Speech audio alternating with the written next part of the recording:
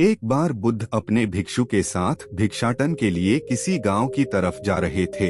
तभी अचानक बुद्ध के पैरों में कांटा लग गया। कांटा इतना तीक्ष्ण था कि चुभते ही रक्त की धार निकलने लगी। बुद्ध के भिक्षु ने रक्त को रोकने के लिए एक कपड़ा फाड़कर बुद्ध के पैर पर बांध दिया। इस घटना को कुछ लोग देख रहे थे, जो कि बुद्ध से ईर्ष्या करते थे। उन्होंने बुद्ध से कहा कि हमें तो तुम्हें परम ज्ञानी समझते थे, लेकिन दर्द को तुम भी सहन नहीं कर सकते हो। तुम पाखंडी हो और ये हमने सिद्ध कर दिया है। ये कांटे हमने ही बिछाए हैं। इस गांव में तुम्हारा स्वागत नहीं, तिरस्कार होगा। इस गांव में तुमको कोई भिक्षा नहीं मिलेगी।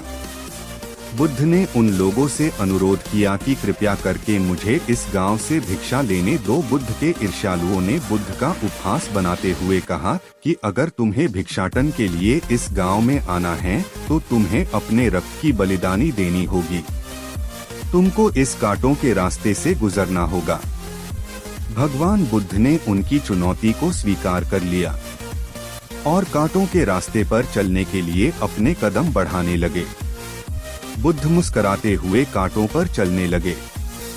बुद्ध के साहस को देखकर गांव वाले चकित रह गए। कुछ लोगों की आंखें फटी की फटी रह गई। गांव वाले सोचने लगे कि बुद्ध भिक्षा के लिए दूसरे गांव भी जा सकते थे, तो फिर कांटों पर चलकर क्या साबित करना चाहते हैं। गांव वाले बुद्ध के संदेश को इतनी जल्दी नहीं समझ पाए। यहाँ पर बात भिक्षा की नहीं, बल्कि जीवन को बदलने की थी। गांव वालों की भीड़ में एक सुमित नाम का युवक था, जो बुद्ध पर हो रहे अत्याचार को देखकर द्रवित हो गया।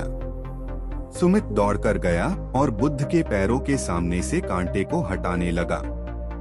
बुद्ध के ईर्ष्यालु सुमित को रोकने लगे और गांव से दाना पानी न देने की धमकी देने लगे। सुमित ने किसी की न सुनी और कांटों को हटाते हुए बोला, हे भगवान, आप इन मुट्ठी भर लोगों के अपने आप को कष्ट मत दीजिए। आप गांव में प्रवेश कीजिए, बहुत सारे लोग आपको भिक्षा देने के लिए आतुर हैं। बुद्ध ने सुमित को अपने आस बुलाया और आशीर्वाद देने लगे। सुमित पीछे हट गया। हे भगवान, आप मुझे छूकर अपने आप को अपवित्र और दूषित न करें।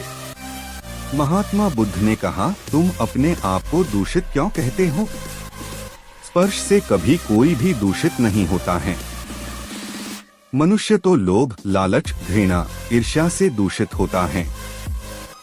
तुम्हारे अंदर तो प्रेम भरा है। तुम दूसरों का सुख चाहते हो, तुम तो पवित्र हो। बुद्ध के बोल सुनकर कुछ लोग बोले, तुम तो अपने आप को बड़े ज्ञानी कहते हो, तुमको जाति का कोई ज्ञान ही नहीं है, तुम पाखंडी हो। बुद्ध बड़े ही शांत स्वभाव से कहते हैं, मानव से मानव की मानवता छीनना पाखंडी की निशानी है। मुझे पाखंडी बोलकर यदि आपको संतोष मिलता है तो मेरे लिए दुख का कोई विषय नहीं है। कुछ लोग बुद्ध पर बरस पड़े, परंतु यह तो धर्मशास्त्र है, फिर यह पाखंड कैसे हुआ? बुद्ध कहते हैं, हमारी उत्पत्ति इस सृष्टि में हुई है। नदियों का पानी सभी की समान रूप से प्यास बुझाता है। खुले जंगलों की हवा भी भेदभाव नहीं करती है। खुला आसमान हमारे पिता के समान हमारी परवरिश करता है। सृष्टिकर्ता ने भी कोई भेदभाव नहीं किया है। फिर हम इंसान कौन होते हैं भेदभाव करने वाले? मानव मानव में भेद करके अपने संबंधों को बिगाड़ता है। बुद्ध के वचन के बाद कुछ लोग कहते हैं, अगर आप इतना ही कहते हैं तो सुमित को अपना भिक्षु क्यों नहीं बना लेते हैं? बुद्ध ने कहा कि अच्छा सुझाव है।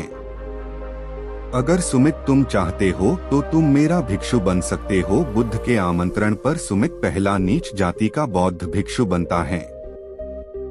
इस पूरे विवरण में केवल सुमित का जीवन बदला, शेष सभी लोगों का जीवन रूपांतरित हुआ।